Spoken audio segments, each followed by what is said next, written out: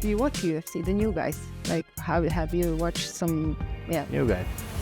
how much you make? I make in millions. 2-3 years since to Dagestan. Famous, smash everybody, kill everybody. We're screaming, taking the microphone, putting up a show.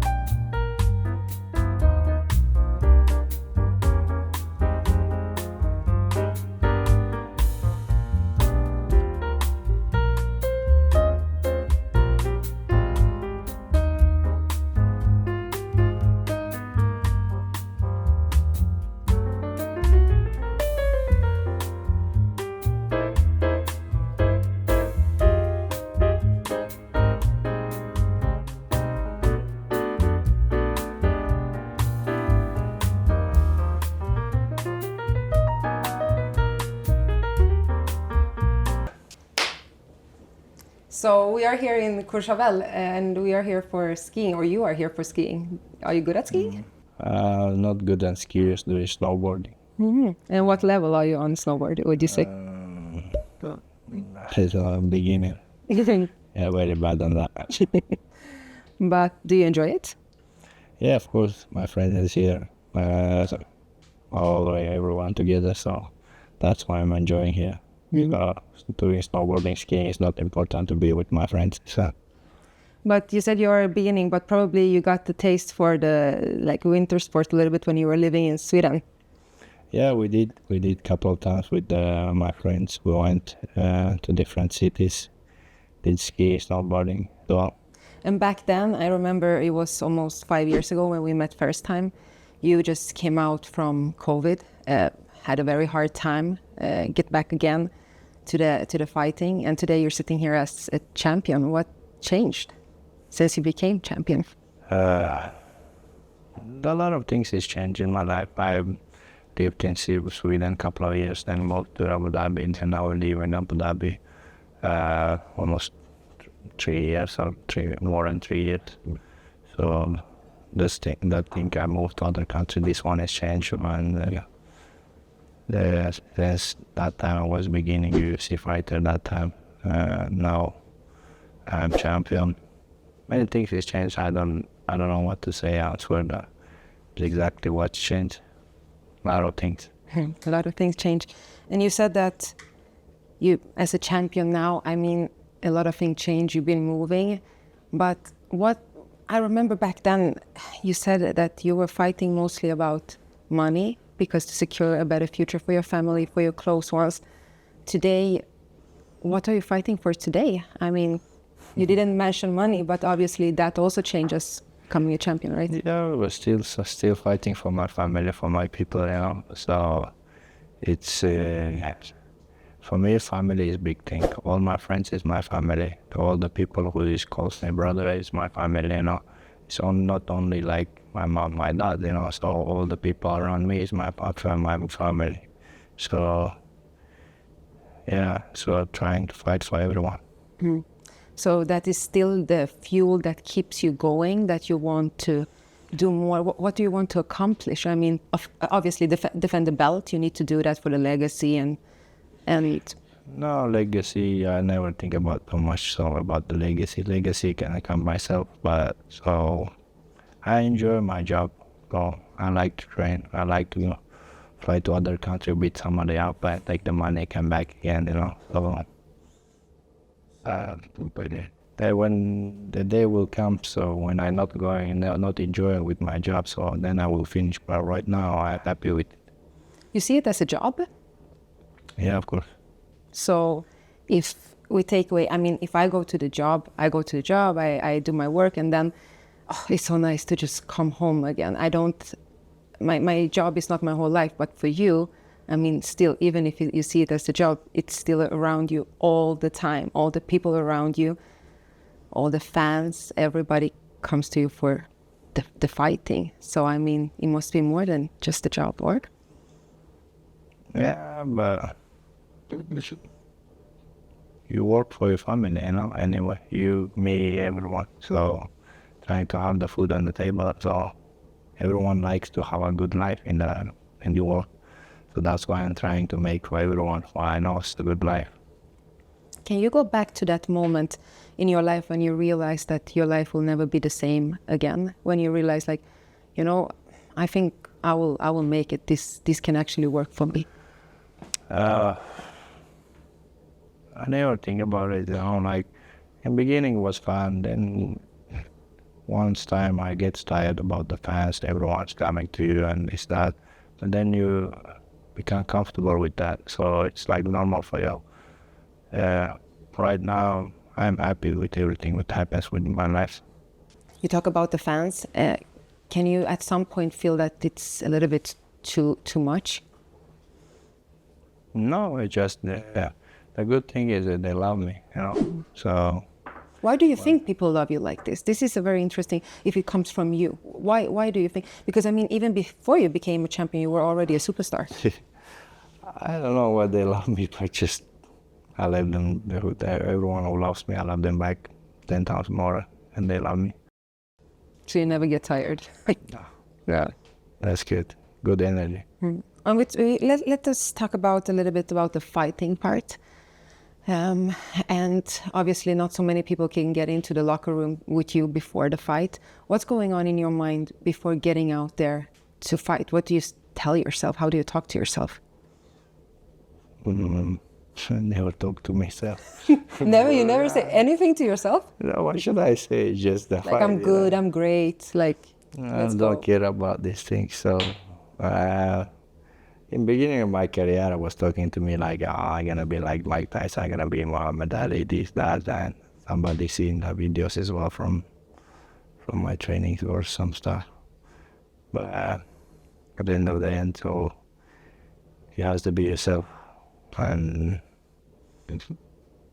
yeah, right now, last fight, so before that, just was waiting for get to the cage. You look forward for it. Yeah, just to be inside there and fight the guy and win. Just take win, go back a week. Were you sure that you're going to win that fight now that you became a champion? Because you seemed, I was there, I was in Chicago, you seemed very, very confident. Honestly, I don't like to start the things where I can't win, so these fights I can win, that's why I know I can win the fight and go inside there and excited, happy, That's why not. They only one guy against you. It's not that big thing. Just beat him up. Talking about your division, and you feel that you can beat everybody up. Do you feel like you have any fear for somebody? Can somebody in the division be a problem for you right now? No, I don't think so. I don't. Why should I be fear of somebody? So he has 2 legs, 2 hands, 1 head. Just like you. Yeah, not like me. What do you have that they don't have? They know. They feel it. Who fought against me, they feel it. So yeah, I don't care about these guys. Use anyone. Just like I was telling you, just makes me happy. If I see the body in the cage, it makes me happy, because if I beat him up, I can take a couple of millions home. So why should I be ready for that? But this is interesting, Khamzat, because we get back to the money. I know it's maybe a subject you don't want to talk about, but is still the money that drives you? Like, can you feel that it's not enough, or maybe it's for me, long time enough. Yeah, for myself, for my family, it's a long time enough. But like I said, I'm not just fighting for myself. So the people think like, I love money. Yeah, of course I love money, but money gives a lot of opportunity to help people. I built a gym in my village. It's like $600, $700, almost $1,000 or something like that. small stuff in my village around the people who is calling me, like somebody sick, I can help. That things is motivating me. In the world all the time happens some stuff, so you can be included in this and helping somebody, So I'm happy to make money to make people happy. So at this point in your life, it's all about giving back.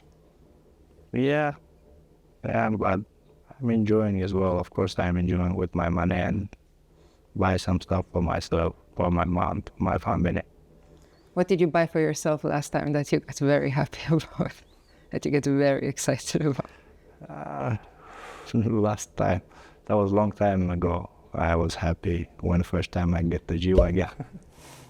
But since that time, I changed many cars, many things. But makes me happy more when I buy something for somebody, So, and trying to make people happy now. You said before that in the beginning of your career, you were like, oh, I want to be like Mike Tyson. I want to be like this and that. Do you have somebody you look up to that inspired you, that you feel like, yeah, this was a person that I really look up to and who really guided me through my career as a fighter? There have been a lot of different athletes, but not exactly MMA fighters. I never been like big fan of some MMA fighter, but yeah, John Jones was the crazy fighter in UFC. So everyone who was training MMA trying to be like him. He was one of the greatest fighters in MMA. So I looked up Muhammad Ali, Mike Tyson, and Boris Arsaitiu, all these guys, all the legends from different sports, combat sports. Yeah. The new guys then? Do you watch UFC, the new guys? Like, how have you watched some, New guys? Yeah, the new guys in the UFC. Because now you talk, okay, John Jones maybe is not that, or he's still active, but still I think he represents more the older part of the MMA community. Yeah. Versus the upcoming. The new guys, they're not there yet. Not me, not other guys as well. So we are all far away from the John Jones, from Mike Tyson, from Muhammad Ali, from Boyzar, all these guys. We have to do something to become like them. You were telling us that you're building a gym in your village in Chechnya. And we also have this famous quote, it was from Islam, 2-3 years since to Dagestan. And you're wrestling, MMA and MMA grappling is phenomenal. Do you think instead people should go to Chechnya and start wrestling there?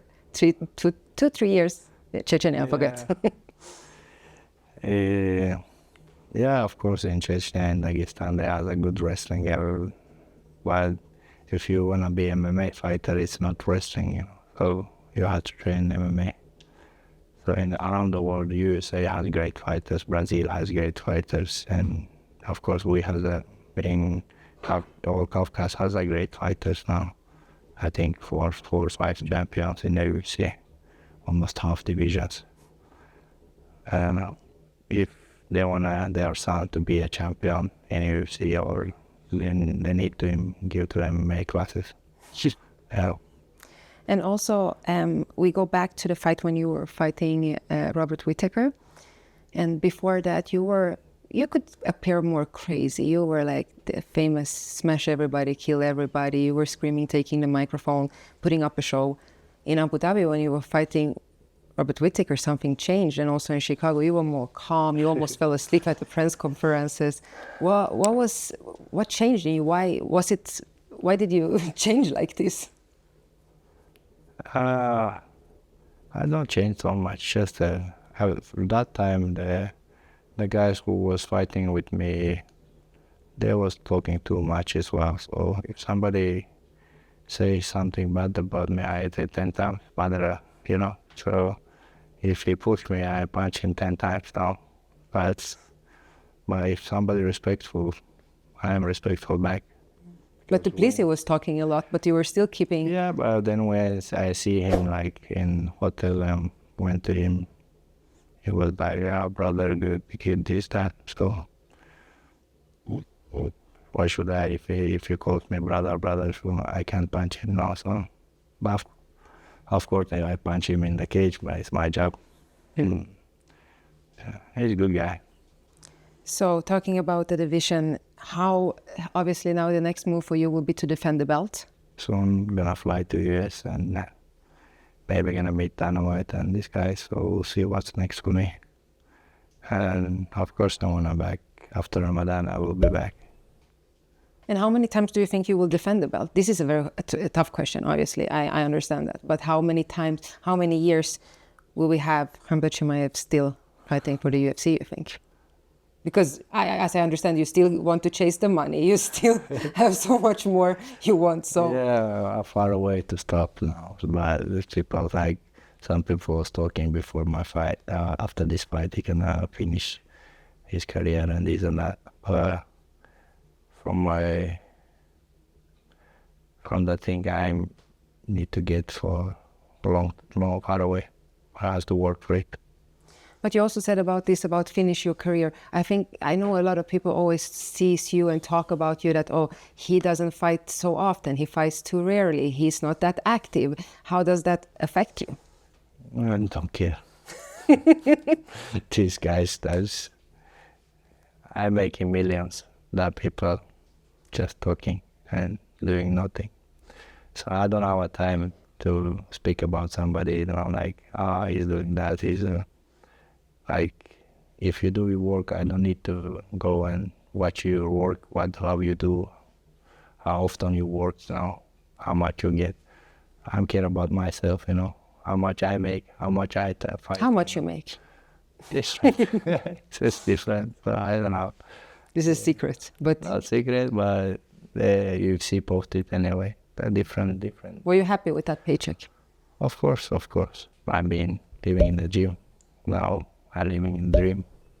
So, that's different. But are you going to push for more for your next fight? Yeah, but I make more money like out of the UFC because I'm becoming, like Khamzat Chimaev, wherever I goes, the people, like, they want to sponsor, they want to do different things with me, business and this and that. So, every day. But you always talk about like how much you love the fans and that you are very blessed and that you are very thankful and all this kind of stuff. But what is obviously with success and fame, it also comes a price that you have to pay for it, something that it's hard for you. What do you say is the bad part about it? But nothing bad about it. Just some fans, like, when you're going with your friends or you're sitting eating, just come and touching you, like. No, I don't like people touching you. No, like if you don't know somebody, you don't need to touch him. I just came respectful. Sorry, brother, can I take picture? I never said no. If somebody like coming to you, kill everybody, like some idiots does as well. But that thing is a little bit I don't like about that famous thing. But otherwise, everything is fine. I know it's very, very hot here from the fire and we are almost burning up, but I have just a few questions left and then we are done. So I hope you keep the focus, you don't get dizzy here from the heat. So I want to, if this would be like your last interview ever, what would you like to share or to say, or what message do you have? Because your words are kind of powerful. People get very affective about what you are saying and what messages you are putting out there. Yeah, what should I say? Life is short, be happy. Just be happy whatever do you have, like I always say to some people like asking me, now you have money, you have everything, like how is life, doesn't matter how much money you have, if you don't have a heart, rich heart, so money is not gonna help you. So be happy, just with your family, whatever you have in the life. And how do you keep that humble side? How do you keep that heart full? Can you get over your head sometimes? So no, I don't know, just maybe my mom, he teach me to be like that. Do you have somebody in your life that can really tell you the truth and can really like challenge you and tell you like, do you have somebody in your life that can really tell you that even the fire is like, come on, guys? Do you have somebody in your life that can challenge you, that can really say the truth to your face? Because I think a lot of people just around you are just yes-sayers. And do you have like some people around you who are no-sayers and tell you like, this is wrong, this is not good, can challenge your mind, the way you are thinking, tell you this was not correct? Yeah, of course. A lot of my big brother as well. He always calling me if I do something wrong, if he thinks something wrong, you know. So he always tell the truth. Don't do that. Do like this and that. So I listen. A lot of my friends as well. And can you take it? Of course. I'm not like that guy, man. I'm the richest. I'm the famous. I don't care about these things, you know. So, well, I like to be human. Do you consider yourself a pure talent or a product that's been trained to be as good as you are? I don't think about this. You're born for it, you know. I never trust it. So you have to work. If you want to get something, you have to do hard work for it, you know. So maybe some people God gives them like from somewhere, like you don't need to do hard things and they get the money or get the job done. But for me, always working. If I do hard work, I get the job done, you know. So I'm just believing only that. Training hard, easy fight. So you don't believe anybody is born with any special? Yeah, of course. All the people has different body and different heart, different mindset. But whatever you works for. So if you do hard there, like if you're all in there, so you're gonna be best there. If you're not, like sometimes going to training, sometimes not, or sometimes going to a job, or sometimes not, you don't gonna pay like good, you know. So you're not gonna be number one. How you keep that discipline?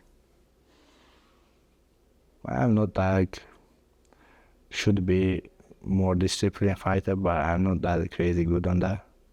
If I get the fight, if I had some fight coming up, then I go all in just to be disciplined, go sleep and train and eat, repeat again. Like that's it.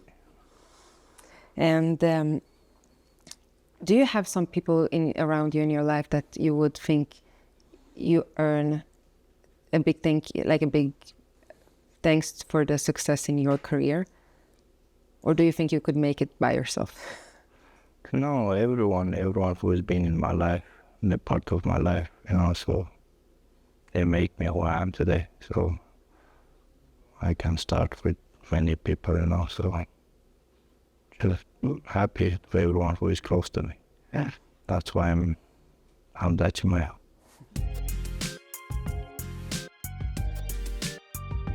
Och så 2 frågor på svenska då, så att vi kan... Yeah. Har du glömt svenskan? Nej. Du känner dig fortfarande trygg i det? Hur ofta pratar du svenska nu? Ja, några folk som jag fortfarande connect med, det är från Sverige. Mina vänner bor i Sverige och fortfarande vi pratar. Du brukar åka hem och hälsa på svenska? Ja, men jag har varit, varje år jag flyger till Sverige, till Stockholm. Jag känner mig där också hemma. Så jag älskar den staden. Brukar komma tillbaka dit och hänga med mina vänner. Och du kollar tillbaka, det var ju lite där karriären började också, i Stockholm på gymmet där. Och sen så, du hade dina 3 första UFC-matcher, eller 2 första i Stockholm innan du flyttade 3 matcher. 3 matcher, eller hur? Och sen flyttade du till Abu Dhabi. Om du minns tillbaka på... Nej, jag flyttade efter Gilbert Burns match, eller senare efter det. Innan Osmans match, jag flyttade dit. Och du har slåss mot så många man glömmer bort lite ibland. Att det har varit Osman, det har varit Gilbert Burns, det har varit så många. Och det gick ju så fort där i början. Om du tänker tillbaka på tiden i Sverige, hur skulle du säga att den var? Den var bra. Alltså, jag är glad att jag har varit i Sverige så flera år. och lärt mig ny språk, ny tradition, folk hur beter sig i Europa, där, typ skandinaviska folk. Jag älskar att flyga till olika länder och vara där, men Sverige och Stockholm känner sig hemma. När jag flyger tillbaka hit så känns det som att jag kommer tillbaka till hem. Hur kändes det? Du var ju i Stockholm efter att du blev champ då. Hur kändes det att komma tillbaka i Stockholm? Fick du den kärleken du hade förväntat dig? Alltså har jag aldrig förväntat från någonting. Jag vet att någon ska älska mig eller något. Bara, of course i Sverige folk älskar mig för att det är många ungdomar som kollar upp till mig för att jag har kommit ut från därifrån där de är nu. Så ja, wherever we go så med grabbarna vi var ute överallt så folk kom fram och ungdomar kom fram, tog bilder och sånt. Ja. Det är bra. Det var så. Jag är nöjd. Spasiba. Du är så varm nu, förlåt. Good job.